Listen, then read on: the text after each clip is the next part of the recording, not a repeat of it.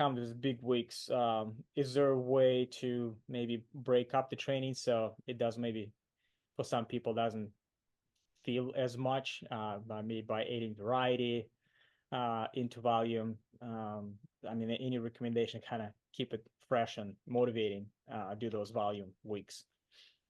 Yeah, that's a good question. I think my big thing is like going into a big volume week, it looks like it's always a lot of running or roller skiing.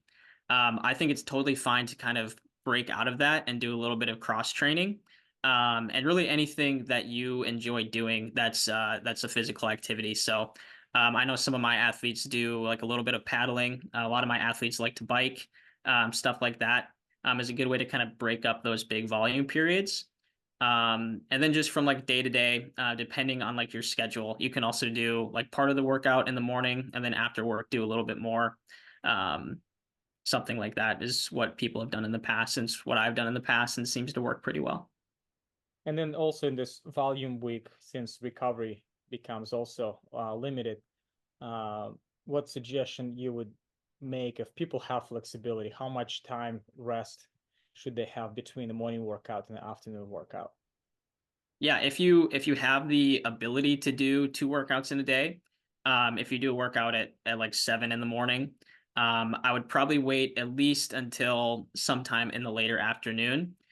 For team Berkey practices, we'll typically do a morning workout at right around 8 in the morning, and then a second workout at 3 or 4 in the afternoon. And I think that period of time kind of allows your body to rest and then recuperate some of those lost calories and energy that you lost in the morning, and be able to attack that second workout with relative ease. Okay, and also another, my last question, with your athletes, you do performance evaluation. Uh, like how would people fit performance evaluation in the training? Let's just say when we have so much volume, what's the best way, kind of, if somebody wants to do ski time trial on ski erg or running time trial on the track, what's the best way to feed those that evaluation in the training Yeah, block? that's another good question. I think probably the best way and what we usually do is if we want to do a time trial really of any kind or a performance test, is that we'll replace one of the intensity sessions throughout the week. So for us, we do intensity on Wednesdays and Saturdays. And so that might be different for you depending on your schedule, but I would suggest if you wanted to do a time trial, for example, doing it the second intensity day of the week, so the one closer to the weekend. And so instead of doing your regular intervals, put in like a 10K skate time trial or whatever it might be. That's probably the easiest way to fit it in, especially on bigger volume weeks. Um, but definitely don't try to like force it in. If you don't have time and you're not going to have like a good quality race effort, it might not be worth it.